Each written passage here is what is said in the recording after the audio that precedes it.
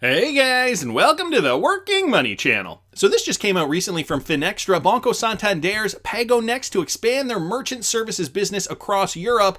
And we know Banco Santander is a Ripple partner, guys. They did partner up with Ripple a while ago, but this Insights article, this was just from last year, July of 2020. Santander partners with Ripple to bring certainty and speed to international payments. So just wanted to remind you of that. In case you guys did not know, Banco Santander's payment fintech Pago Next is launching its merchant payments business in Europe under the GetNet brand. So GetNet, which operates in Brazil, Mexico, Chile, Argentina, and soon in Uruguay, has the third largest customer base and turnover among merchant payment firms in Latin America, counting 1.1 million clients. The business processed 90 billion euros in some 4 billion payments in the year 2020. So that, of course, was over the pandemic. And so I'm not surprised about that. The service is already available in Banco Santander's home market, Spain, and also in Portugal. So Javier Sanfelix, Chief Operating Officer at Pago Next, said the acquisition of Wirecard's assets earlier this year has allowed Pago Next to bring forward its plans to launch GetNet in Europe on a vastly accelerated timetable. Here's a quote, guys. The global rollout of GetNet is ahead of plan and will allow us to offer the best possible services to our customers. Our goal is to help customers across Europe and the Americas to grow their business by making payments easier and more secure, using the best technologies available. So, huge news there. Santander, the extension of that company, Pago Next, are expanding their merchant services to businesses across Europe, and they are a Ripple partner. Thought that was interesting news. I also saw this, guys, from T-Hole Bedict XRP. Actually, I saw this a couple of days ago now, but I thought I'd bring it to you today. Well, this should be interesting. So the SEC, Gensler, and Brad Garlinghouse speaking about cryptocurrency at the same event. Awkward? I don't know. So the Aspen Institute, the lack of clarity, so he's tweeting out here to the Aspen Institute, the lack of clarity SEC head Gensler shares will not be the views of the SEC. The SEC's official statements are for amusement only, apparently. So T-Hole Bedick here kind of taking the piss out of the SEC a little bit. So just from AspenSecurityForum.org, from their website here, you guys can see Brad Garlinghouse will be speaking at that event. I don't know what day that is going to be. It doesn't have a date here, but down here you guys can also see Gary Gensler, the chairman of the SEC, will also be at this event, and this event is taking place on August 3rd and August 4th, 2021. So if you guys are interested, I will leave this link in the description for you guys to take a look at. I also saw this, guys, from Cointelegraph. So this coming from another Ripple partner, just coincidentally, Siam Commercial Bank. Their president says DeFi cannot be fully regulated. Let me go down here. Dr. Arak Sutivong, the CEO of SCB, 10X, and the president of Siam Commercial Bank, has offered an insight into how one of the largest venture capital funds in Southeast Asia views the future of DeFi when it comes to the contentious question of regulation. So SCB 10X is a venture firm of SCB, Thailand's oldest bank, and mostly focuses on investing in blockchain-based financial services such as DeFi and digital assets. We know they are a Ripple partner, as I had mentioned. In this opening speech at SCB 10X's second annual Global DeFi Virtual Summit, Redefine, Dr. Sutivong stressed that by now DeFi has broken through to the mainstream by many measures. In terms of growth, he noted that the sector had seen a tenfold increase over the past 6 months, with over $100 billion in total value locked in the DeFi ecosystem this year. By many other metrics, including users, traded volume on exchanges, and developed apps, the sector, he said, has witnessed tremendous growth. With all this development and excitement, however, Dr. Sutivong emphasized that several issues continue to loom over the nascent industry, observing that there are some concerning arenas, such as fraud that we keep hearing in the news. There has been a lot of concern from industry stakeholders and regulators. Tackling this over the medium and long term poses unique challenges, in his view, given that DeFi, by definition, cannot be fully regulated. Instead, there needs to be a framework for how DeFi can be integrated with the rest of the financial ecosystem. So he is seeing some hurdles, I suppose, for DeFi being regulatory compliant, I think, in many regions of the world. Of course, this is all brand new. And so Dr. Sutivong brings up a good point. By nature, DeFi is supposed to be decentralized. And so how can one completely regulate something that is by nature not supposed to be regulated. In early June, the World Economic Forum published a policy toolkit for DeFi, proposing ways to balance countervailing needs, such as fulfilling aspirations for decentralization and privacy, while mitigating illicit activity like money laundering. More specifically, the toolkit addressed concerns that new regulatory interventions could impose significant costs on DeFi startups, discouraging smaller participants from entering the market. So that was a toolkit put out by the World Economic Forum. These organizations are looking for ways, and I do think they are going to come up with a framework.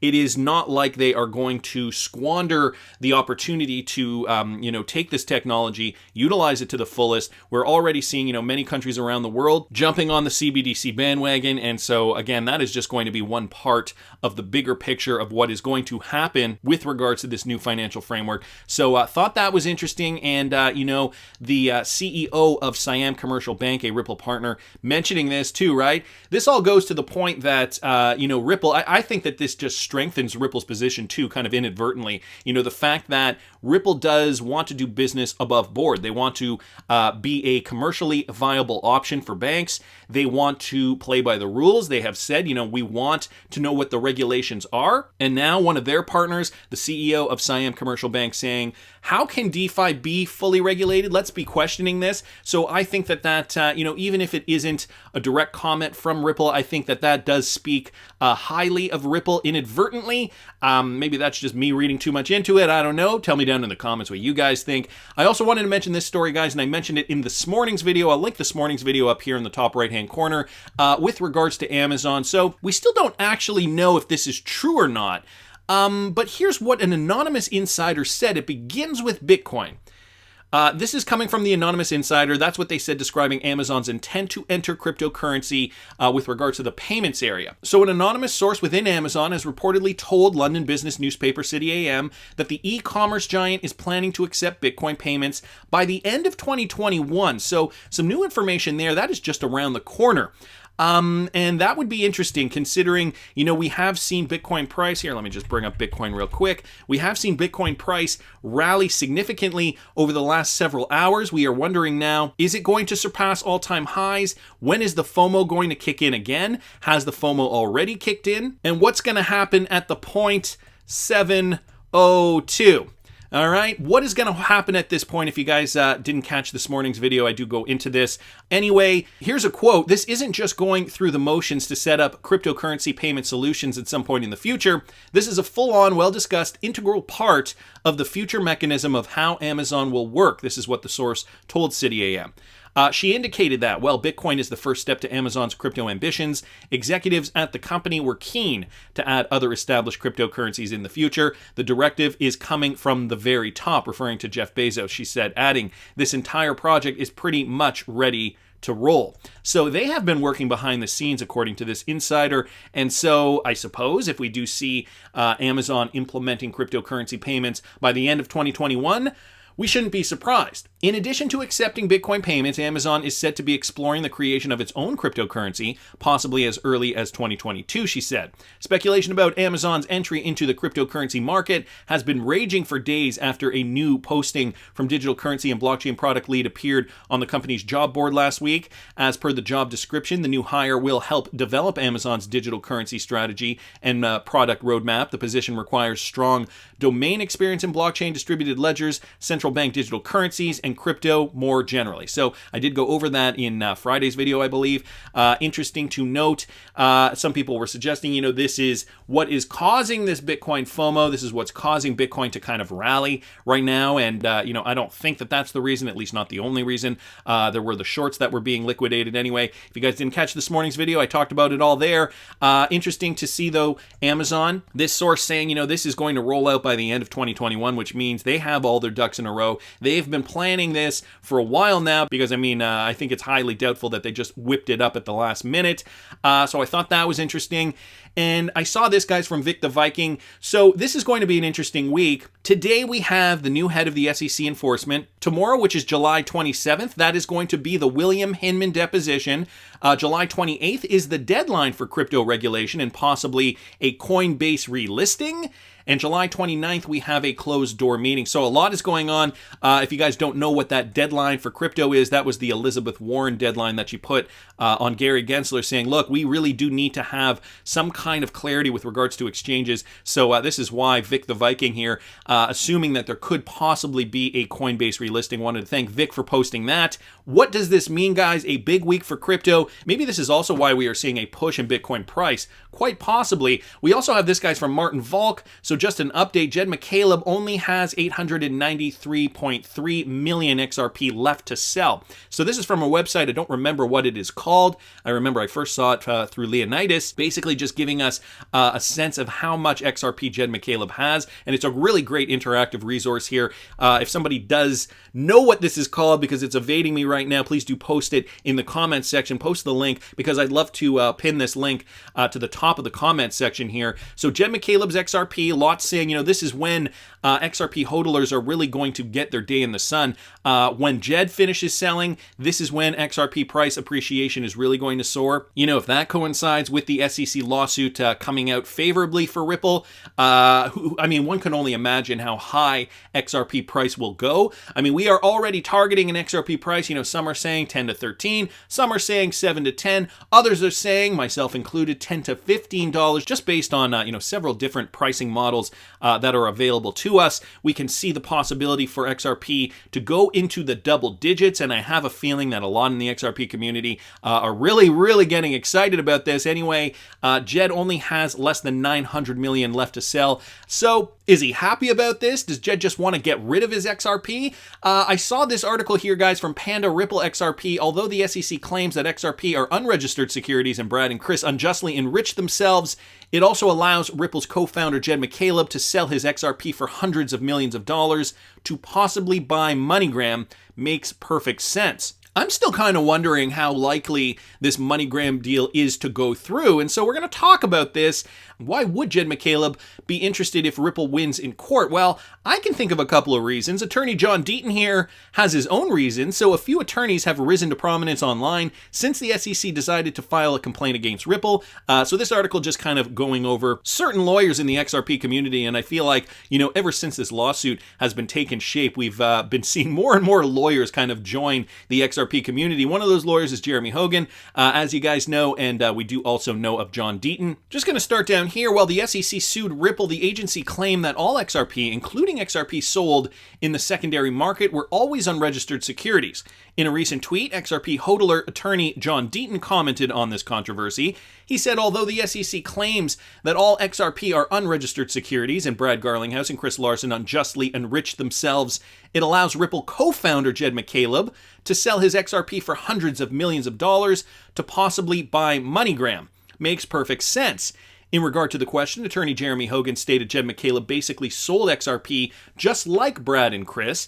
He just wasn't employed by Ripple when he sold it. So is that going to be the critical factor differentiating Jed McCaleb from Brad Garlinghouse and Chris Larson? The other thing we have to note, he was also not sued. But could he be?